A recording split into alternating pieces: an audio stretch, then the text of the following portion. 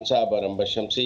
आमिर साहब, आप समझते हैं सुप्रीम कोर्ट बार और पाकिस्तान बार काउंसिल भी हल्का बंदियों में एक स्टेक होल्डर की हैसियत रखते हैं और उनको पूरा हक हासिल है कि वो उस हल्का बंदियों पर अब अपनी राय दें, इलेक्शन कमिश्नर से, चीफ इलेक्शन कमिश्नर से इस्तीफे का मुतालबा करें। उन्होंने ये काम करके अपना पेशावराना काम मुकम्मल किया है या थोड़ा सा आपके ख्याल में क्रीज से बाहर निकल के खेले?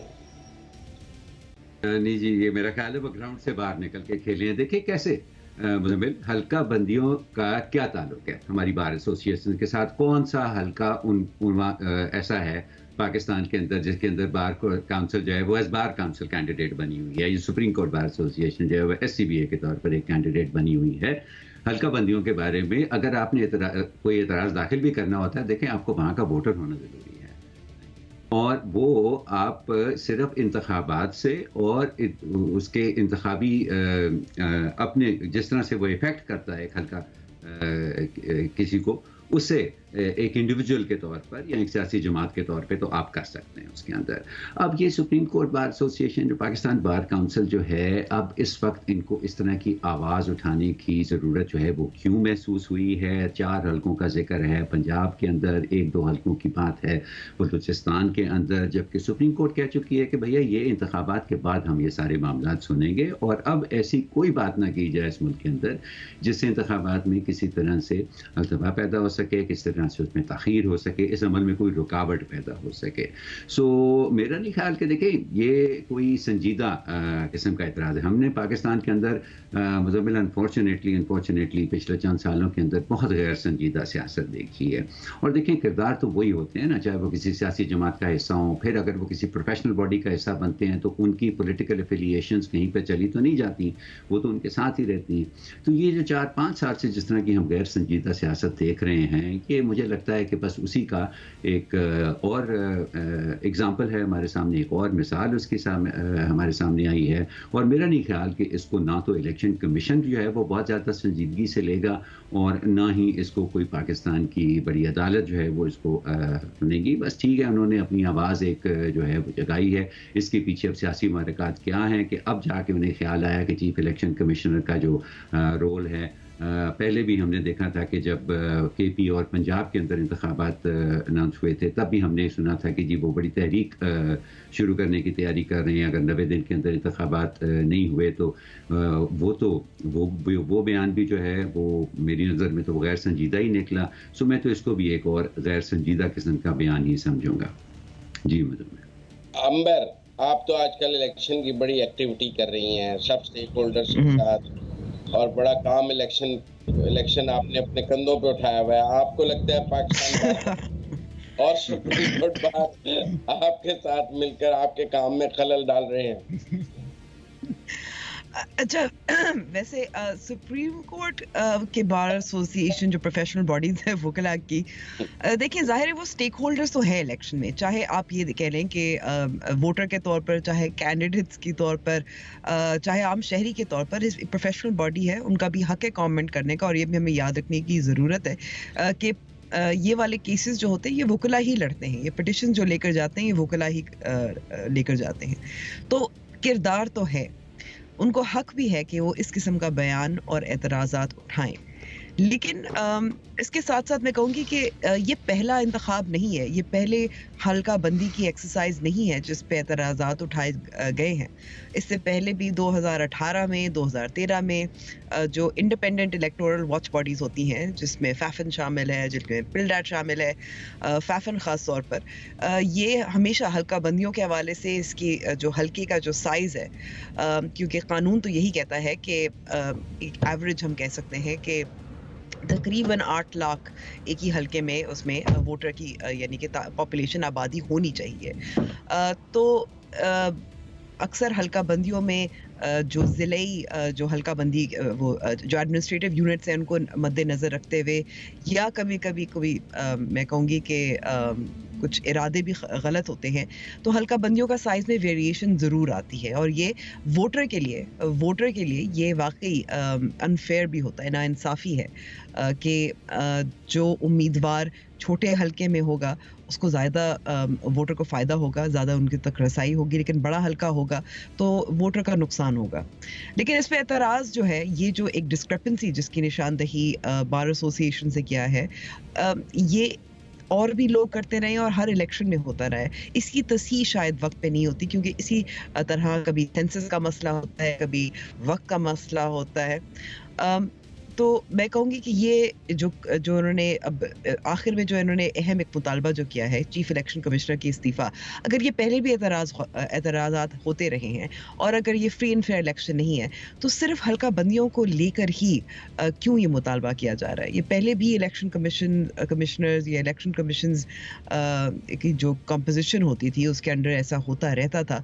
तो मेरा ख्याल में कि अगर कोई एतराज़ हो कि ये लेवल प्लेइंग फील्ड नहीं है, फ्री एंड फेयर इलेक्शन नहीं है, तो ये हल्का बंदियों का मामला लेकर मेरे ख्याल में कि ये सिर्फ ये वाहिद मामला नहीं है, ये इशू नहीं है। इसमें शायद राइट टू कैंपेन, रैली, अपना इस वक्त तो जो पाकिस्तान तहरीक इंसाफ अपने बल्ले के लिए परेशान है, तो ये और मामलात हैं। मुझे थोड़ी सी इसमें मुझे लगता है कि हदफ इनका शायद सिर्फ चीफ इलेक्शन कमिश्नर नहीं है, क्योंकि अब इलेक्शन को बर वक्त जिस तरीके से भी हो रहे उसका उनका किरदार उसमें सुप्रीम कोर्ट का भी है। तो मेरे ख्याल में कि ये डायरेक्टली सिर्फ चीफ इलेक्शन कमिश्नर या इलेक्शन कमीशन का मामला नहीं है, ये और भी जो इस वक्त हल्के जो इलेक्शंस करवाना चाह रहे हैं उनकी जाहिर है एक सपोर्ट है, वो उसको भी हदफ बना रहे हैं। देखिए, मैंने देखा ये प्रेस रिलीज, देखिए हाफिजाबाद का जिक्र है, मुझे बड़ी हैरानगी हुई कि पाकिस्तान के कौमी मंजरनामे में हाफिजाबाद इतना इम्पोर्टेंट कैसे हो गया कि उसमें एक हल्का कम या ज़्यादा होने का बड़ा मसला पड़ गया, और सुप्रीम कोर्ट और पाकिस्तान बार को हाफिजाबाद में इतनी दिलचस्पी कैसे हो गई कि उन्हें हाफिजाबाद के हल्के की वजह से पूरे चीफ इलेक्शन कमिश्नर की ही छुट्टी कराने पर वो तुल गए। तो मेरे लिए बड़ी हैरानगी की बात थी कि वाई हाफिजाबाद। और फिर उन्होंने लिखा कि जी जेलम चीफ इलेक्शन कमिश्नर का अपना ज़िला है तो वहाँ सीट बढ़ा दी गई है।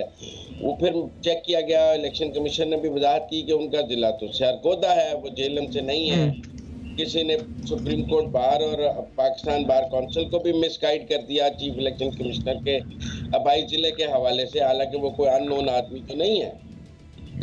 लेकिन क्या हाफिजाबाद से पाकिस्तान बार और सुप्रीम कोर्ट बार के कोई नामवर वकील रहनुमा इलेक्शन लड़ना चाह रहे थे, और वो जो कॉन्स्टिट्यूंसी चाह रहे थे वो नहीं बन सकी है, और उसका गुस्सा वो बदरिया पाकिस्तान बार और सुप्रीम कोर्ट बार के जरिए निकाल रहे हैं। तो ये अफसोसनाक है, क्योंकि अगर तो कोई आप समझे ना कि नेशन वाइड बात हो रही होती कि जी वो कोई 100 हल्कों की बात कर रहे होते, वो कोई और बिल्कुल एक नेशनल लैंडस्केप पे बात की जा रही होती, तो मैं समझ जाता कि पाकिस्तान बार है, सुप्रीम कोर्ट बार है, वो कोई अपना नेशनल इशू पे बात कर रही है। मेरा मतलब अगर पाकिस्तान बार और सुप्रीम कोर्ट बार के लिए भी हाफिजाबाद का कौमी असम्बली का हल्का बड़ा इंपॉर्टेंट हो गया है कि उसका एक इजाफा नहीं हो सका, तो फिर मैं इसको कोई स्टेक होल्डर का बयान तो नहीं समझता, मैं तो इसको कोई पर्सनल इंटरेस्ट का बयान समझता हूँ कि कोई वकील रहनुमा हाफिजाबाद से इलेक्शन लड़ना चाह रहे हैं, उनका हल्का उनकी मर्जी का नहीं बन सका है, उन्हें चीफ इलेक्शन कमिश्नर से गुस्सा है। तो फिर क्या मैं चीफ इलेक्शन कमिश्नर को दाद दूं कि उन्होंने किसी वकील रहनुमा के दबाव में आकर हल्का नहीं बनाया है, जिसका गुस्सा आज उन पर निकाला जा रहा है? फिर मुझे तो ये समझ आती है काउंटरी कि वो दबाव था कि वो हल्का बना दिया जाए हाफिजाबाद में, लेकिन वो दबाव काम नहीं कर सका, तो अब बात प्रेस रिलीज तक आ गई। वरना आप देखें एक हाफिजाबाद के हल्के पे इतनी लड़ाई जो है मुल्क में, कि आपने कहा छुट्टी करा दें चीफ इलेक्शन कमिश्नर की, मेरी समझ में नहीं आती आमिर साहब ये बात। और मैं क्योंकि को हाफिजाबाद तो सुप्रीम कोर्ट बार और पाकिस्तान बार का न्यूक्लियस नहीं है कि उनके लिए बड़ा अहम हो गया हो, तो और फिर जेलम भी नहीं है और फिर सरगोदा भी नहीं है, तो इसलिए दाल में कुछ काला है इस प्रेस रिलीज में। इसमें जाती मकासद और जाती मफादात हैं। मैं तो वैसे भी समझता हूँ कि वकला ने ये बार एसोसिएशंस को अपनी सियासत चमकाने की दुकानें बना लिया है। पहले बार के सदर बनते हैं, ओहदेदार बनते हैं, वहाँ से सियासी जमात में सुरंग लगाते हैं, बार के पोर्टफोलियो को अपनी पॉलिटिकल लॉन्चिंग के लिए इस्तेमाल करते हैं, और फिर उसके बाद बार को सियासी जमातों के आगे बेच देते हैं, अपना ओहदा बेच देते हैं, क्योंकि उन्हें वहाँ से टिकटें और वहाँ से सब कुछ चाहिए, जो प्रोफेशनल मिसकॉन्डक्ट और जो मैं समझता हूँ कि बार्स के साथ भी जाती है। और ये जो हम मिलावट कर रहे हैं बार की और कौमी सियासत की, ये भी ठीक नहीं है।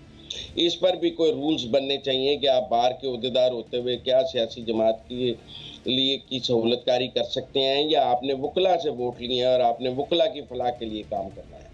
तो यहाँ बहुत मैसअप हो गया इस मामले में भी। बहरहाल हाफिजाबाद इज़ वेरी इंपॉर्टेंट और चीफ इलेक्शन कमिश्नर को देखना चाहिए कि अगर वो हाफिजाबाद का हल्का उन्होंने नहीं बनाया तो उनकी छुट्टी पूरे पाकिस्तान के वकला हाफिजाबाद के लिए सरापा एहतजाज है सिर्फ।